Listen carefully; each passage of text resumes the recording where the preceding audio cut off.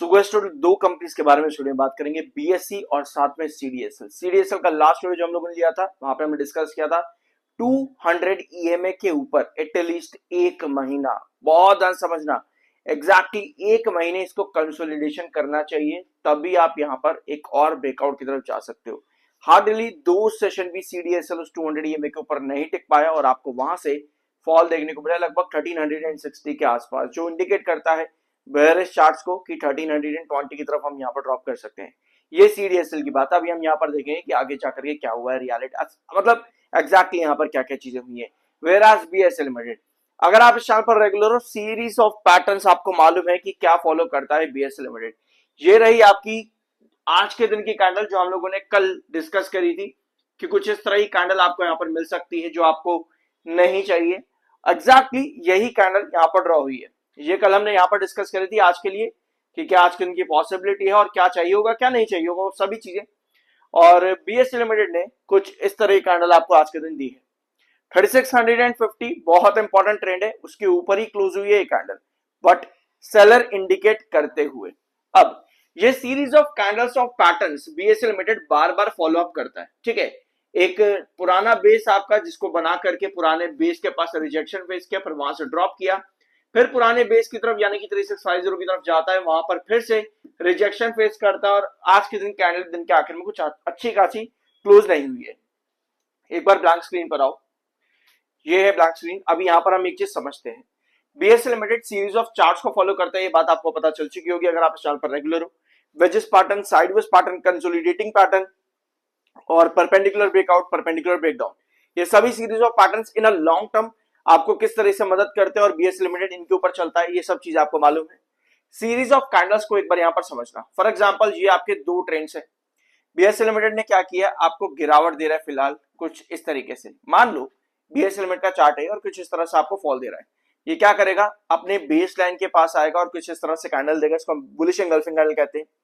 ये आपका बन चुका है रिजेक्शन, क्या करेगा, यहां से वापस से ऊपर की तरफ उठेगा कुछ इस तरीके से, ठीक है, और फिर यहां पर आपको रिजेक्शन दे देगा कुछ ऐसे बेरिश एंगल्फिंग कैंडल ड्रॉ करते हुए, फिर वापस से क्या करेगा, नीचे की तरफ फॉल करना शुरू करेगा, वापस इस बेस लाइन पर आएगा, लेकिन इस बार इस बेस को यहां पर तोड़ देगा।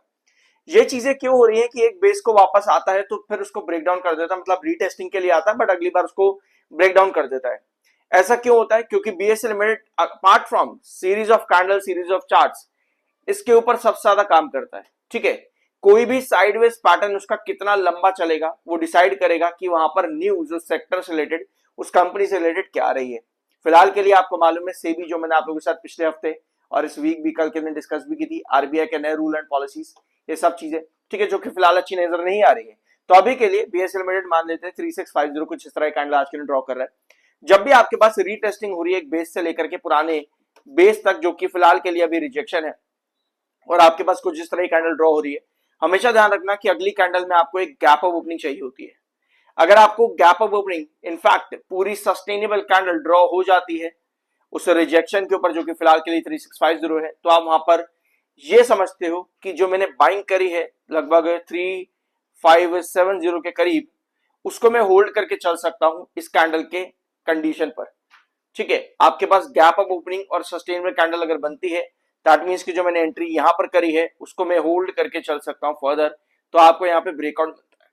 लेकिन कोई भी फॉल बिलो 3650 अगले सेशन में इंडिकेशन देता है कि वापस से हम लगभग पुराने बेस 3570 के आसपास जो अभी आपका नया फॉल बना था, वापस से मैं उसको रीटेस्ट करने के लिए जाऊंगा। मतलब कैंडल का फॉर्मेशन, सीरीज ऑफ कैंडल में एक चीज और यहां पर नोट करना, और ये वाला पॉइंट मैं आपको बताता हूं, ये एक बेस लाइन है बीएससी लिमिटेड के अंदर, आपको फॉल मिला है कुछ इस तरीके से, ठीक है। आपको लगता है कि अब ये फॉल और ज्यादा कैरी करेगा, लेकिन अगले ही सेशन में आपके पास एक ग्रीन कैंडल बन जाती है पैरेलल टू दिस कैंडल। ये कैंडल हमेशा बीएससी लिमिटेड में इंडिकेट करती है कि ये वापस से अपने उसी ट्रेंड को, जो कि फिलहाल रिजेक्शन है, जिसको ये पहले ब्रेक डाउन कर चुका है यहां पर, उसको रीटेस्ट करने के लिए जाएगा, ठीक है। सबसे ज्यादा बीएससी लिमिटेड में शॉर्टर इसी तरीके की कैंडल के फॉर्मेशन के अंदर एक्टिव होते हैं, जिसको काफी लोग कह देते हैं कि भैया ऑपरेटर गेम चल रहा है। एक्चुअली में ऑपरेटर गेम नहीं कहते, इसको कहते हैं सीरीज ऑफ कैंडल्स का फॉर्मेशन। ये रेड कैंडल होती है जो कि एक फॉल के बाद में आपकी बनती है, उसके बाद में आपके पास अगर एक पैरेलल ग्रीन कैंडल बन रही है, इसका मतलब ये होता है कि रीटेस्टिंग के लिए वापस से उसी बेस लाइन पर जाएगा जहां से वो ड्रॉप किया है। अब वो आपका रिजेक्शन है तो उसको रीटेस्ट करने के लिए जाएगा, और यही चीज बीएससी लिमिटेड ने यहाँ करी है पिछले 2 सेशन के अंदर। इस अभी तक कुछ नया जानने को मिला हो सब्सक्राइब जरूर कर देना। I am NISM certified. और यस, अगर आपकी कोई पर्सनल क्वेरी है तो आप मुझे डीएम भी कर सकते हो। ये पेड होता है, मैं आपको पहले बता दूं, ये पेड होगा। जो भी पर्सनल क्वेरीज होती है लाइव सेशन में हम इसको डील करते हैं, सभी पेड होती है, ठीक है। टेक्निकली 38.1 पर आपका एमएफए, 38.2 पर आपका आरएसआई है। तो अभी आपको समझ में आ गया कि बीएससी लिमिटेड में आपका इंपॉर्टेंट क्या है, 3650, जिसके ऊपर कल के दिन आपको गैप ऑफ ओपनिंग चाहिए होगी, यानी कि आज के कैंडल के ऊपर चाहिए होगी, तभी आप यहाँ पर होल्डिंग करके चल सकते हो। शॉर्ट टर्म की बात यहाँ पर हो रही है। लॉन्ग टर्म में बाकी देखो बिजनेस के ऊपर काम होता है, लॉन्ग टर्म में काम होता है बिजनेस के ऊपर कि कंपनी का बिजनेस किस तरह से ग्रो कर रहा है।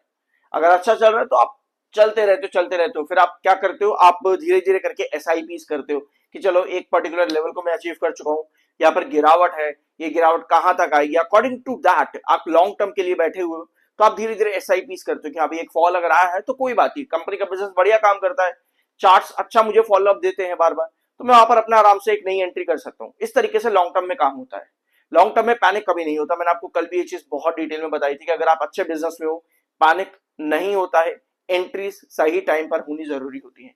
ऑलराइट, अब आते हैं आपकी सीडीएसएल के ऊपर। तो सीडीएसएल सेबी ने पेनलाइज किया है सीडीएसएल को 2022 के मालवेयर एक्ट अटैक को लेकर के जो है पेनलाइज किया गया है। 1 करोड़ रुपए की पेनल्टी यहां पर लगाई है सेबी ने सीडीएसएल पे। साइबर सिक्योरिटी लैप्स था। अब इस लैप्स की वजह से जो आपके क्या कह सकते हो उसको, वैसे मुझे टर्म अभी यहाँ पे ध्यान नहीं आ रहा है, बट इन्वेस्टर को यहाँ पर कुछ नहीं है। बट एक चीज समझना कि डिपॉजिटरीज जो होती है, ठीक है, ये आपके फाइनल ट्रेड सेटलमेंट पर भी काम करती है, ठीक है। डिपॉजिटरीज फाइनल ट्रेड जो कि आपके फ्रंट डेस्क पर नहीं होता, या आपके बैक एंड पे होता है, इससे आप डायरेक्टली कुछ नहीं कर सकते इसके अंदर। बट यस, अगर कुछ भी मैलवेयर है, कुछ भी खराब चीज यहां पर हुई है, साइबर अटैक जैसी कुछ चीजें हुई हैं, तो यस वहां पर क्या होता है, कई बार सेटलमेंट एट दी एंड वो डिसरप्ट होते हैं। तो इसकी वजह से कई बार इन्वेस्टर्स को, कई बार कस्टमर्स को, कई बार जो भी कस्टमर्स होते हैं, क्लाइंट्स होते हैं, उनको इस चीज का नुकसान झेलना पड़ जाता है कई बार, क्योंकि जब आपके ऑर्डर्स एग्जैक्टली टाइम पर एग्जीक्यूट नहीं होंगे तो डिपॉजिटरीज जो यहाँ पर अगर साइबर अटैक हुआ है उनको बताना चाहिए, और अगर नहीं बताया जाता है तो सेबी की तरफ से पेनल्टी लगाई जाती है। तो बस यही है यहाँ पर इस अपडेट के अंदर। अगर आप चाहो तो इस वाले पेज को रीड कर सकते हो, आपको कुछ सीखने को ही मिलेगा यहाँ पर, ठीक है। 74.2 पर एमएफआई है, 55.8 पर आपका आरएसआई है। अब आते हैं सीडीएसएल के चार्ट पे। तो सीडीएसएल 200 ईएमए को क्रॉस कर गया था, ठीक है, अभी भी इनफैक्ट 200 ईएमए पे ही है, ठीक है, अभी भी 200 ईएमए पे ही है। एक लंबे टाइम के बाद, लगभग आप यहां पर देखोगे दिसंबर 25 के बाद में पहली बार था कि 200 ईएमए के ऊपर बड़े प्यार से स्टॉक यहां पर बैठा है। दिसंबर के महीने 2025 के बाद में लगभग 8 महीने, 8 या जो भी 6 महीने, 7 महीने, 6 महीने, इतने लंबे टाइम के बाद स्टॉक 200 ईएमए के ऊपर, ब्लैक लाइन के ऊपर बैठा था। लेकिन अभी के लिए कंपनी ने यहाँ पर डिविडेंड दिया, और डिविडेंड के बाद आपको मालूम है कि करेक्शन आती है, ठीक है, किसी भी रीजन से आपको बट आ जाती है, ठीक है। तो डिविडेंड कंपनी ने दिया, उसके बाद में आपको गिरावट यहाँ पे देखने को मिल रही है। अभी भी 200 ईएमए के ऊपर है, लेकिन 1306 पे है। तो हमको चाहिए था 1400 के आसपास ही ये कंसोलिडेट करे लगभग 1 महीना, लेकिन सिर्फ 2 ही सेशन के अंदर अंदर आपको यहाँ पर गिरावट देखने को मिलती है, जो कि अच्छा साइन नहीं होता। तो अगर ये 200 ईएमए तोड़ता है यहाँ पर किसी भी रीजन से, तो वो एक बेयरिश सिग्नल कहीं ना कहीं होगा सीडीएसएल के लिए। तो वहां पर इन्वेस्टर कहीं ना कहीं कॉशियस रहेंगे। बाकी देखते हैं, आपका जो क्रूशियल बेस यहाँ पर है वो 1320 पे है, 1360 के पास क्लोजिंग यहाँ पर बनी है। सो चार्ट्स यहाँ पर फॉलोअप देखते हैं किस तरीके से होता है। 200 ईएमए के ऊपर अभी भी है, जो कि अच्छा साइन है, बट 200 ईएमए के जस्ट ऊपर रहना इतना बढ़िया साइन नहीं होता, स्पेशली तब जब इसको जस्ट क्रैक डाउन किया है। उसके काफी ऊपर होना अच्छा साइन होता, मतलब अगर ये इस समय 1400 या 1410 के आसपास होता ना, तो वो एक अच्छा साइन होता चार्ट के लिए। बट जब 200 ईएमए को क्रॉस करके वापस से 200 ईएमए के पास आने की कोशिश करे और कैंडल्स इतनी बढ़िया ना दिखे, तो वो कहीं ना कहीं थोड़ा सा टेंशन की बात होती है। बाकी आपका अपना ओपिनियन है, जो डिसीजन लेना बहुत सही तरीके से, बहुत सोच समझ करके, और बाकी जो भी आपका एनालिसिस का तरीका होता है उन सब चीजों को साथ में कंबाइन करके ही डिसीजन लेना। मिलता अगले वीडियो में।